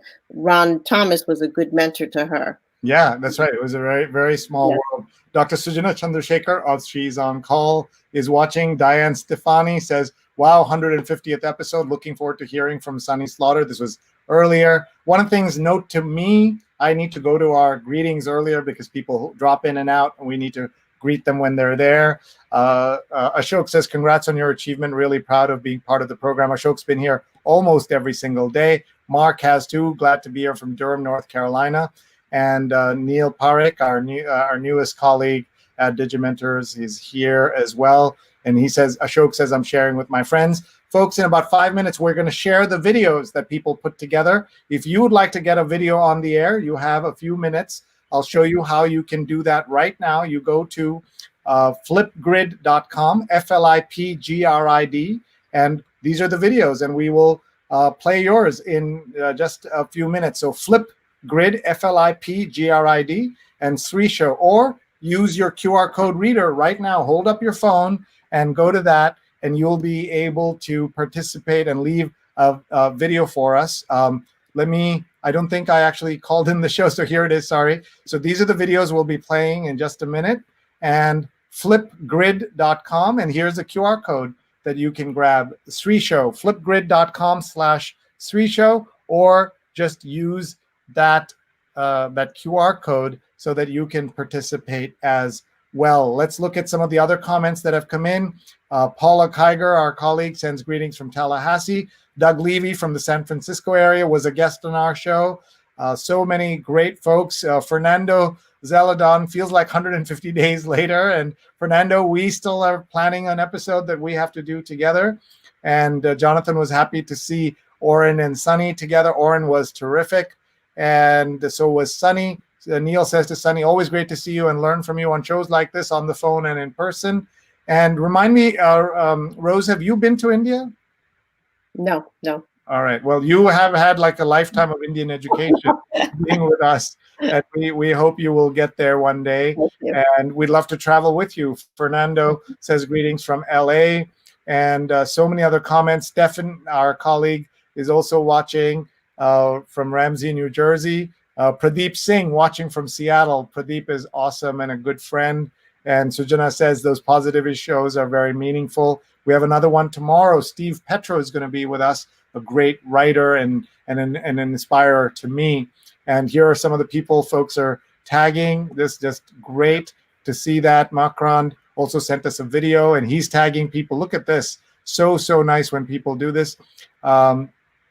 This is just great. Anna is watching and in Australia and still hanging in there. The global nature of the show is like one of the best parts of it. Yeah. We're so lucky. I remember she was on some of our earliest shows, I think. She was there. And perhaps the good thing the pandemic has done is open up correct, difficult conversations about race. It was the pandemic and George Floyd and everybody who stepped up. Look at this comment from Ashok. Rose, you gotta look up. You gotta look up. My last 5 months have been quite difficult for me. I lost my wife on 15 February. So sorry. I'm okay and doing well now. Soon after the lockdown, in the second week of March, it was quite a difficult time for me, but I overcame with reading, listening to music, and cooking, writing too, connecting with people through the phone daily. My articles have been published in online magazine Countercurrents, have been part of your show almost daily. And that's just beautiful, Ashok. Thank you so much. So grateful. And here, Vandana is sharing those books that Sunny Slaughtered recommended, including How to Be Anti-Racist and also Begin Again by a book by Eddie Galad. I need to learn that pronunciation. And so many comments coming in here. Mark says, my friend Radha with Daybreaker did a book study with their community and used Ibrahim's book as a discussion tool. Daybreakers, do you know about this? Rose, these are daytime dancing parties. So something like 8 a.m. to 10 a.m., no alcohol, just music and dancing. In Manhattan, it started, and now it's a worldwide thing, and it's happening even during the pandemic. Jay Mundell says, congrats, Sree, best wishes. Jay is a dear friend who got stuck in India. He's a photographer, Indian-American photographer, got stuck in India. He went to India with Bill Clinton and others and got stuck there. Apollo says, sorry to be late. Welcome from Las Vegas. And he was a great show. You remember that, Rose? He was terrific. Yeah, he's great. He always contributes in the comments, interesting things. And of course, Mark does too. Yeah. And Mark says he's at both Sunny and Oren on his show. So he's able to get a lot of guests, and we're grateful to him. Shout out to Rupa. Without her support, none of this would have happened. True. And Neil's giving shout out to Dr. Janetta Cole, who Sunny Slaughtered mentioned her. And Alex is watching and says, happy 150th episode. All the very best for many more. Alex is a dear friend and former classmate. Neil says, Anna Pembroke, Pradeep, thanks for watching the show tonight. That is really great. And Apollo, congrats on the 150th. And Vandana is linking to Oren's URL, qlab.org. And so much happening. Neil says, our partners and kids are keys to our success. And Makrand is talking to Dr. Sujana. Apollo says, hello, Sunny. Happy to see you again. So these are still comments coming in. And Marilyn Zayford made it for the 150th. We have to have her on our show. Yes. She is, to me, she's the queen of Staten Island. And we need to hear, especially as the election's coming up, what's happening there. Yeah. So many great folks watching. And we're just so happy to everybody. Ashok says, learning is a lifelong process from cradle to the graveyard. Learning, unlearning, and relearning is quite important these days. And that was great. Paulo was talking about the great T-shirt that Sunny was wearing. It's handled, and just more and more comments coming in. Ron is still here. Look at that. I'm here. Ron, we love you. You're awesome. Thank you for all your support. I remember, of course, it's Janine Truitt, Ron, who I was talking about, who, and in the course of the show, I know her from some workshop she did in Connecticut, and we've become friendly. And when we had her on the show, she talked about her I think, Ron, you tuned in, and I said, do you know Ron? And, so she said, yeah, he's one of my greatest mentors, and helped me found her business, which I think is called Talent Think Innovations. Yeah, that was terrific. And here's Jonathan replying to us about our little faux pas. And he says, not a problem. I spent I spent a good part of my life running to ex-patients of my father. Jonathan, you're an awesome man. And we have to have that Nutella cafe meal if that ever opens up. And Ron says, I walk 7 miles every morning and normally listen to Audible books. This 150th show has been an absolute treat. Love you guys. He walks 7 miles every day and posts the pictures on Facebook. Everybody, friend Ron Thomas, just so you can see his Dubai pictures. Every morning he posts these amazing pictures. First of all, that he walks. I hate him that he walks so much. And then he's able to post these photographs. He's just great. So check him out on Facebook. And Brian Schulman is here. Hey, Neil, always here to support. It's what we do. Mark says, I recently found my orthodontist is still living and his practice, though he is no longer practicing, but his kids are still running the practice. I'll never forget Dr. Zaytoon in Raleigh. And I have a funny story, Rose. I found my old orthodontist daughter connected with me. Dr. Howard Ruderman in Rego Park, Queens, was an amazing doctor. He had Archie comics, hundreds of them, so that the patients would keep quiet and read. And this was before the internet, before everything else. Those doctor's visits were long, lots of waiting time, but he was fantastic. Rupa, Neil's linking to Rupa's website and to Alan's website, and so many great comments coming in. And Jonathan, coincidentally, I posted a photograph of my father's father, who was also a surgeon, on my Facebook timeline earlier today. We need to find that photo and take a look at that one of these days. I'd love to do that. And there he is, Maccabee Borstein. His practice extended across the metro area. And Neil says to Alan, if you want to be invited back on the show, can you write some new material, please? And he's just joking. One day we'll be so famous, Alan will write a Lyography about us. This was about Alan's Lyography series, which I love. And Apollo says, Rupa, women are subjected to such abuse online. It takes a pair of balls to be a woman online. It takes a pair to be a woman, period. But all minorities have such a challenge. And I promise to kick the women haters in the soft parts. Revere women. Thank you, Apollo, for all of that. Apollo came on our show about living under COVID in Vegas, but he also told us what it's like to be African American in India and in Bangladesh, which was stories that most people are not obviously used to learning. And so many great comments coming here. Hyperbole says you guys are sweet, and it's just great that all of these comments are coming in. So thank you to everybody. Now, shall we play those videos, Rose? I'd love to see them. Yeah. So remember, you can still participate if you would like to submit a video. We'll take it all this week. If you submit a video, we'll play it on the air. Go to flipgrid.com. First of all, a great tool to learn about. flipgrid.com. It's a great way to source video clips. And you can go to flipgrid.com/Sree Show, and you will be able to join us as we, you'll be able to submit a video, and we'll play that for you later this week. We've got a whole week of shows celebrating our 150th anniversary.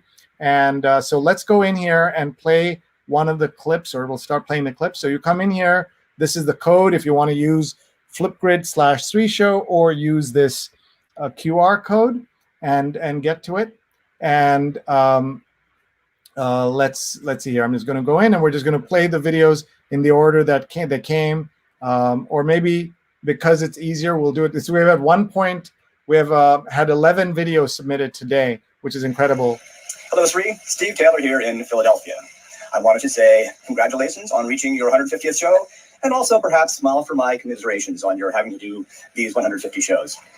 Thank you so much for your constant inspiration and for all of the brilliant guests which you bring on to the show. I just want to hear, that was Steve Taylor. I was just checking the playback speed. It seemed a little fast, right? Yes. Hey, Sree. Hey, everyone. Stefan here, Spin It Social. Hey, wow. Sree COVID-19 call number 150. Wow, where are we going with this, man? Here comes the fall, and who knows what's going to be. But one thing I do know for sure is that I've reconnected with nature, and I come out here to the celery farm in Allendale. and I go to the Ramapo Reservation in Ramapo, and I do my hikes, and I get out when I need to. When I need to, I just go. Like tonight, I needed to. And just so happens that this is the night we're going to hand in some flip grids to greet everyone and let everyone know that we're still together, fighting this thing together, making it through each day, each week, each month. And I hope everyone's taking care of themselves, and I urge everyone to get out more often. Thank you so much. And here's, that's Stefan Kaplan, and here's one of our former guests, Andy Rivkin. Hey there, Sree and gang. Happy 150th episode. It's an amazing achievement. It's great that you've been helping people connect from a distance. Keep it up. From Andy Revkin, the Earth Institute at Columbia University, but right now visiting my mother-in-law in her little village in far down East Maine. Be well, stay safe, and sane. Thank you so much. And he played with Pete Seeger, and we played a clip of that. My thoughts on 5 months of COVID-19 and coronavirus. I can't believe it.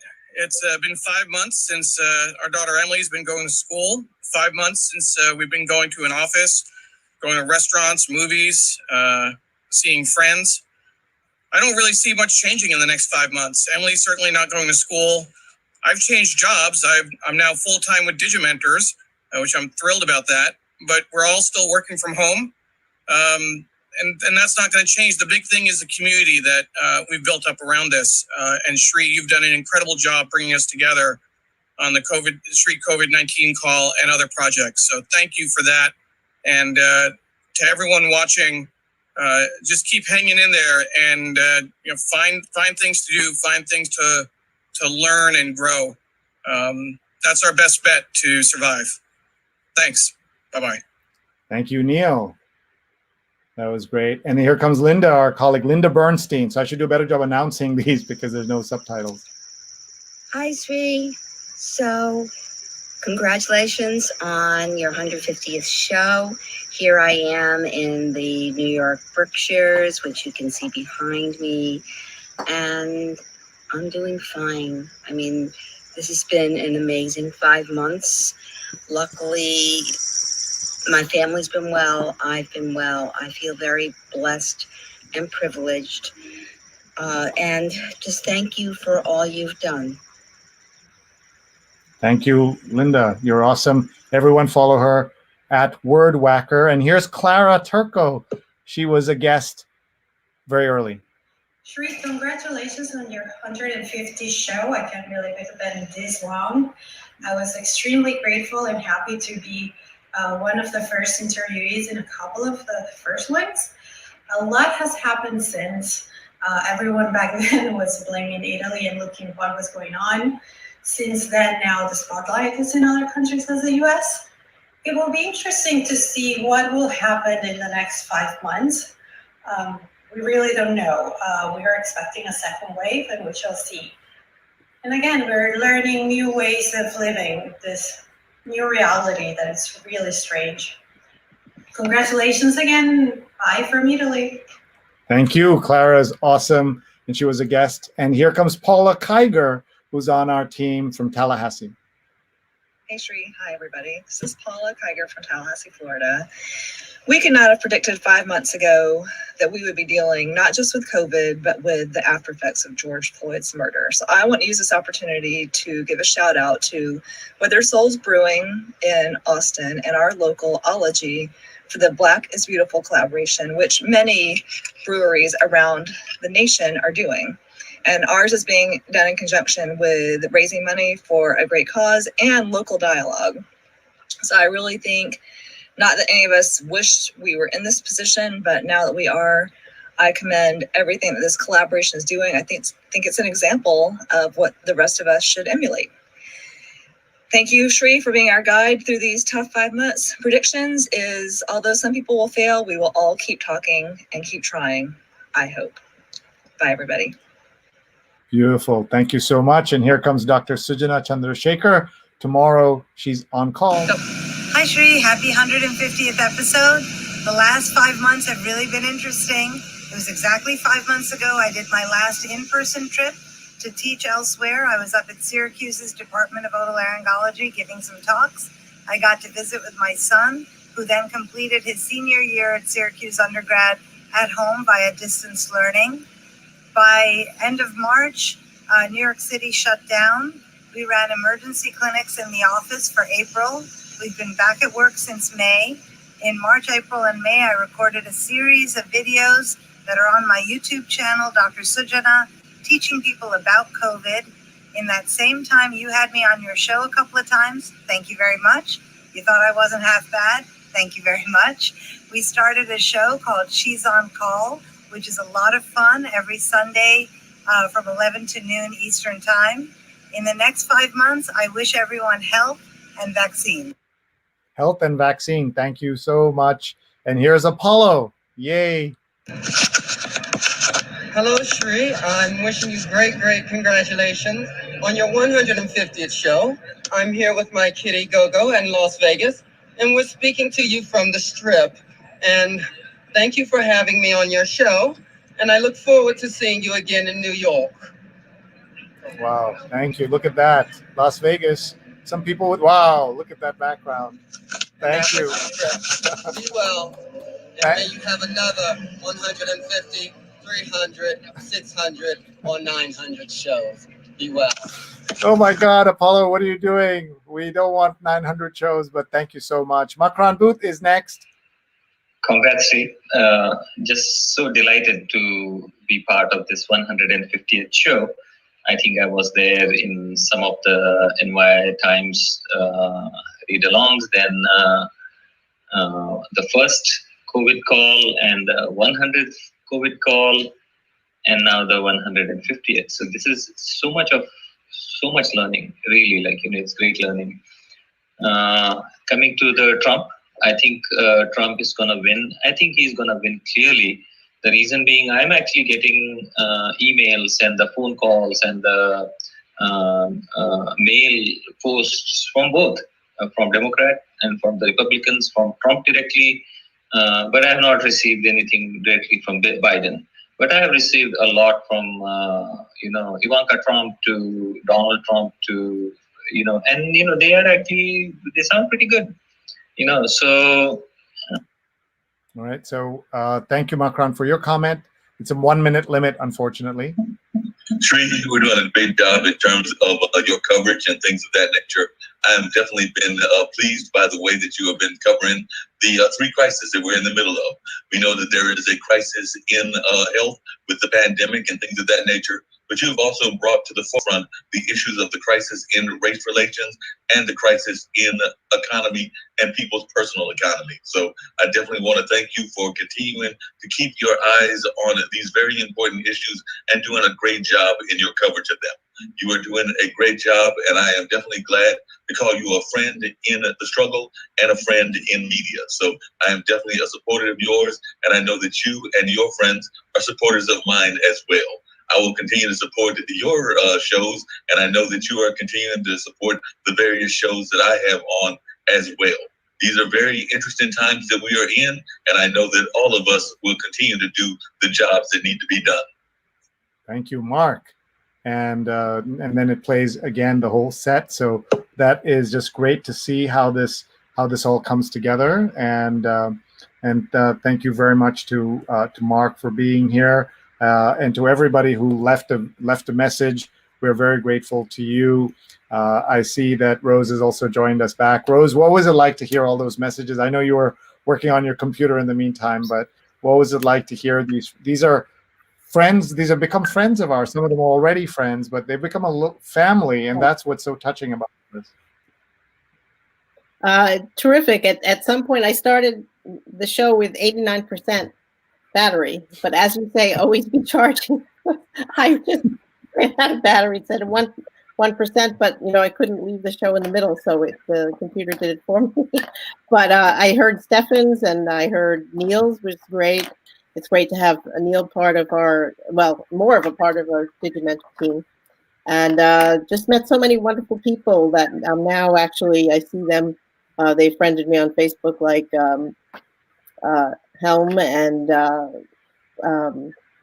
I'm not sure how to pronounce everyone's name, but just that's been great, and the world is expanding. Sure, it really is. And then we want to show the picture that Jonathan said he posted today about his father's father, who was a surgeon. So everyone remember the story that Rose's husband, when he was a kid, had his arm reset by Maccabee Borstein, who's the dad of our friend a dear friend Jonathan Borstein. And then Jonathan said that he had posted a picture earlier today of his grandfather in 1911. He's the surgeon in this picture. What a legacy. 3 generations doing great work, and 2 of them in the same field. But just 1911, his grandfather was already a surgeon. Just think about that. Many thanks to our friend Neil Parekh stepping in to produce.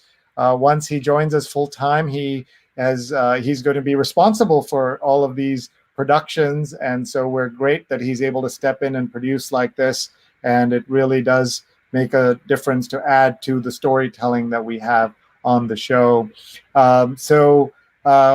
It's getting late. It's 10:51. Rose always teases me for going too long, but today it's 10:51 for 2. We announced it as a 2-hour show just to make that point. I said to him, "Are you sure you're going to go till 11?" He says, "Well, I know I will." So I said, "Okay." But Neil might have something to say about that when he comes. Yeah, exactly. He might be cutting us short on some of these. Apollo says, I'm looking down in my video because my kitty crapped on him. It was also an opportunity to help my kitty with public spaces as we go to the airport. Oh, Apollo, that's so sweet. But we're glad that you're with us. And let's see. Apollo, Jonathan says that Ron Thomas's pictures from Dubai are always fantastic, which is great. And Mark has put in a plug for his orthodontist. Great that he did that. And he put in a photograph of his orthodontist there. And Neil says he was fighting the sun. I made a point to get outside. I haven't really seen Neil outside that office of his for all these days. So that's what happened. So everyone's responding to their own video and explaining. And Steve says, I was testing recording my Android phone and uploading it to Flipgrid as opposed to recording it within Flipgrid. It looks like Flipgrid somehow sped up the clip, and that's what happened. But Flipgrid videos, you can watch at different speeds if you want. But you saw how easy that is. So folks, anybody who's teaching a class or doing something where you want to collect videos, instead of having to edit them, you can give them up to 10 minutes. You pick the limit and allow people to comment and reply and all of that. You can do that inside Flipgrid. It's a free tool now owned by Microsoft. Teachers swear by it all over the world. So definitely check that out. And Neil also caught the 900 shows remark. Rose was probably fainting at the time. What a great find to find that picture. I hadn't seen it on Jonathan's feed. It's incredible. Yeah, it was great. And Robert says Apollo was standing on the Vegas skywalk between the MGM Grand and appropriately the New York Hotel. Bob Anthony at New York. Bob, our dear friend who's been on the show multiple times, and he knows Vegas because he goes to a lot of trade shows, including the Consumer Electronics Show. And he told us very early, I'm not going until there's a vaccine. And sure enough, CES has been canceled, not postponed, but canceled or made into virtual event anyway. And Neil says, thanks, Rose. Excited to be doing this full time with everyone. Apollo is still connecting with people. Jonathan says, EGAD, thank you. And that's the word. EGAD was a word I learned in Archie Comics. I think that's why he used that word. That was one of Jughead's favorite words. As soon as Jonathan Borstein mentioned the picture, I was looking for it. There were a lot of posts to scroll through, so he likes posting a lot, which is great. Apollo says, wow, Jonathan, surgery was a grisly business. See Simon Sharma and his one fiction novel. And by the way, speaking of women doctors, there was a story that I listened to about a female surgeon who in the old days, you had to, like, if you were doing amputations, you had to saw use a saw on the leg to amputate. And that she, because of her height and to get leverage, she would need a step stool.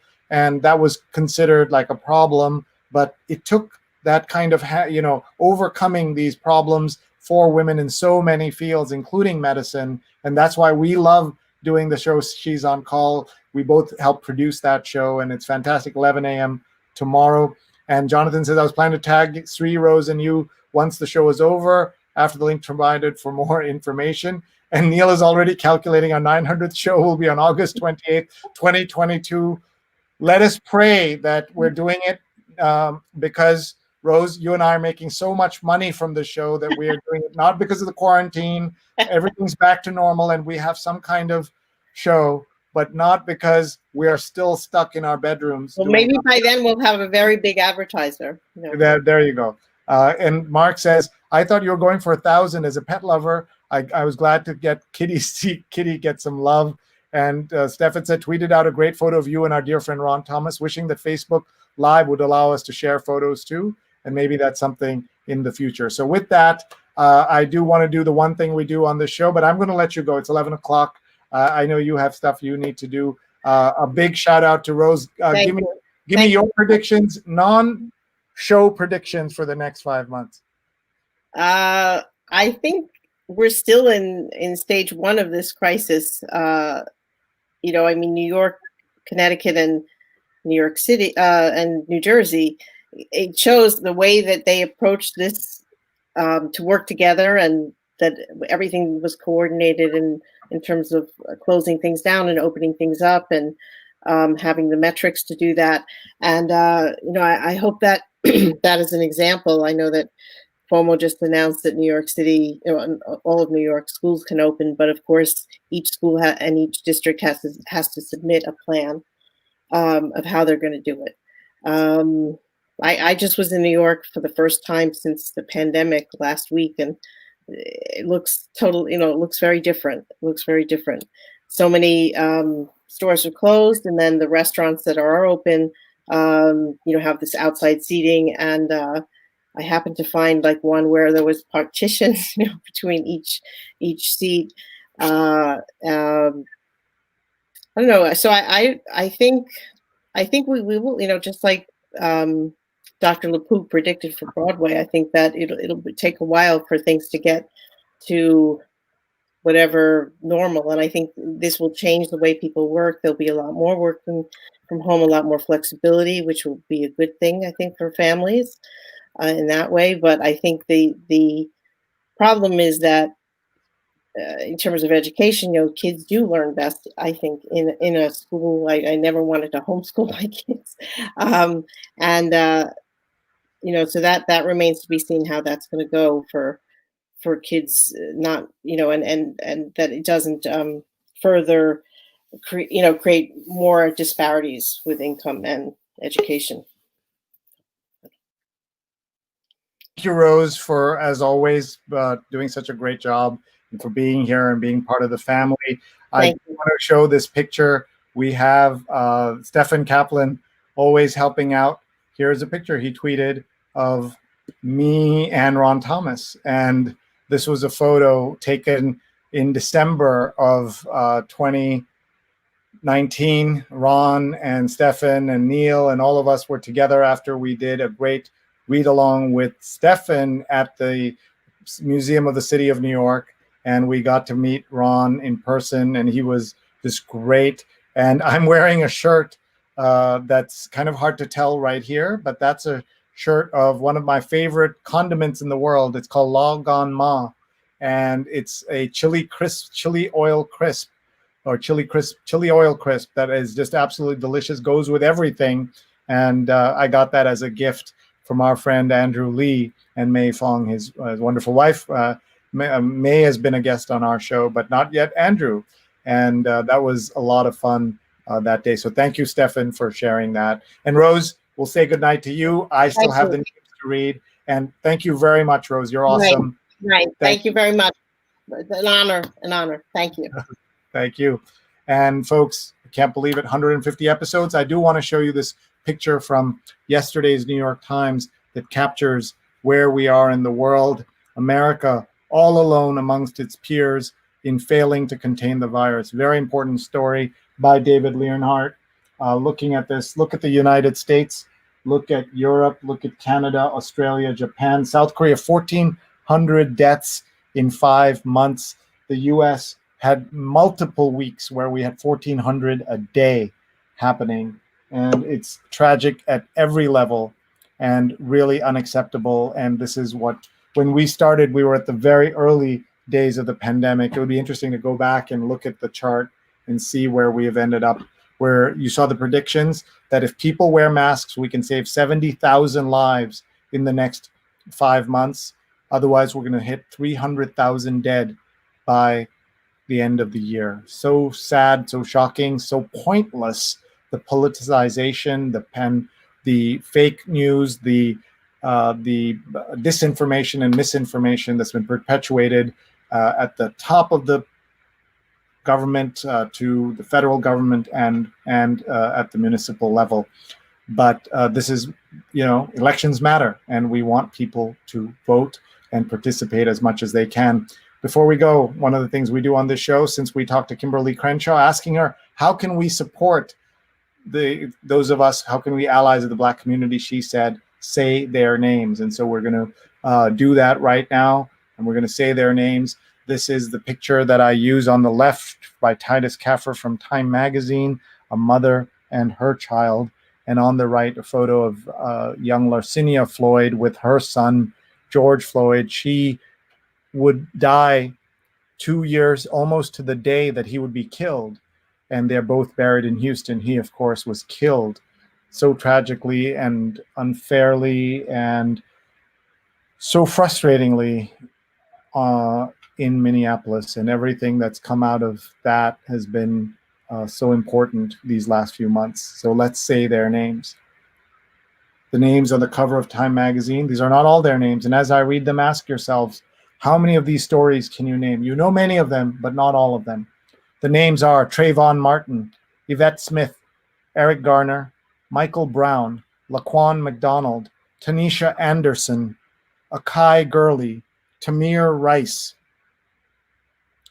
Jerame Reed, Natasha McKenna, Eric Harris, Walter Scott, Freddie Gray, William Chapman, Sandra Bland, Darius Scott, Samuel DuBose, Janet Wilson, Colin Rackmore, Alton Sterling, Philando Castile, Joseph Mann, Terrence Crutcher, Chad Robertson, Jordan Edwards, Aaron Bailey, Stefan Clark, Danny Ray Thomas, Antoine Rose, Botham Jean, Tatiana Jefferson, Michael Dean, Ahmaud Arbery, Breonna Taylor, and George Floyd.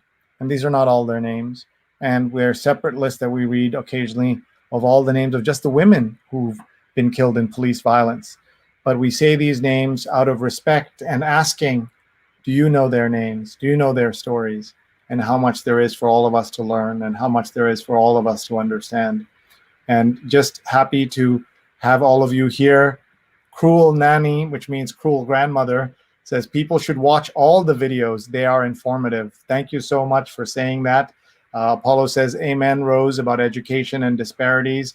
Apollo says, may you get that big advertiser. I'll pray for it. But Jonathan says, the history of women in medicine is filled with tales like that. Apollo says, wear a bloody mask, period, and full stop. And Apollo says, thank you for saying their names. It means a lot that we're able to say them and that people appreciate us saying them. But we'll continue to do that. Thank you all for being here. Our 150th show. We have lots of great shows coming up in the days ahead, including, of course, our Positivity Night on Sunday night. We would love to hear from you. Would love to collaborate. There's my email address. If you have an idea on how we can work together, either on this show or another, would you like your own show like this? We can help build one for you. And we can also help you do your virtual events, social and digital consulting. We do all of that at Digimentors. You can check out our website, digimentors.group, Group. And let's thank our sponsors once again. Muckrack Academy, Fundamentals of Social Media, free certification now available for everyone. mrac.co/social, mrac.co/social. More than 4,000 people have taken those classes, and we'd love to have you join as well. We are grateful also to our promotional partner, Nunbelievable, Divinely Delicious Cookies on a Mission. Each handcrafted cookie provides a meal to those in need. One cookie equals one meal. Please check this out and use the code 20% off SREE. You can sign up now, nonbelievable.com. Nonbelievable.com. Check it out. We are very grateful to them, and nonbelievable.com is the address. And we're also brought to you because of the promotional consideration from our friends at hotstar.com/US.